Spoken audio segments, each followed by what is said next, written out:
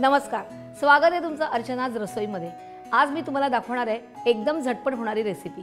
कारण राखी पौर्णिमा जवळ आलेली आहे आणि प्रत्येक बहिणीला भावासाठी काही ना काहीतरी नवीन पदार्थ करायचा असतो।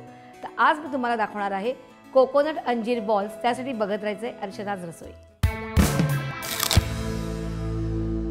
सुरुवात करूया आपण। आधी गॅस सुरू करूया। आपण इथे 3 ते 4 टेबलस्पून मिल्क मेड घेतलेले ते घेऊया। यानंतर आपण घेतोय ड्रेसिंग आणि कोकोनट साधारण मोठी वाटी घेतली आहे। पनीर घेतले 2 ते 3 टेबलस्पून। हे सगळं मिक्स करायचं आहे आपल्याला। हे आपल्याला फक्त गोळा होईपर्यंत शिजवायचं आहे। आता ह्यात आपण अंजीर घालणार आहोत। तुम्हाला तर माहितीच आहे, नेहमी मी तुमच्या प्रश्नाचं उत्तर देत असते। तर तुमचा आजचा प्रश्न आहे की अंजीर पटकन असे मऊ होत नाही, तर आपण काय करायचं, 4 ते 5 तास अंजीर कोमट पाण्यामध्ये भिजत घालायचे आणि मग ते वापरायचे। म्हणजे तुम्हाला ते मऊसर मिळतात। आणि ह्यात आपण मुद्दामून वेलची पावडर किंवा कुठचाही इसेन्स वापरत नाही आहे, कारण अंजीरचा स्वतःचा फ्लेवर एक खूप छान असतो। आता हा गोळा झालेला आहे। आता आपण गॅस बंद करूया।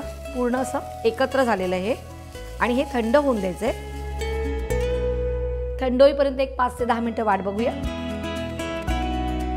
थंड झालेलं आहे मिश्रण। आता आपण हे छोटे छोटे बॉल करूया।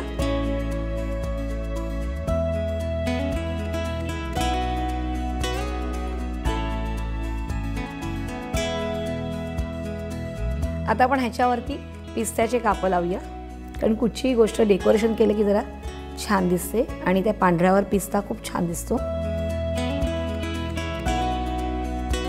कोकोनट अंजीर रोल तयार आहेत। तुम्ही हे नक्की करून बघा, सोपे आहेत। म्हणजे रक्षाबंधनचा प्रॉब्लेम तुमचा सुटलेला आहे। तुम्ही मला असेच प्रश्न विचारत राहा, मी तुम्हाला उत्तर द्यायला तयार आहे।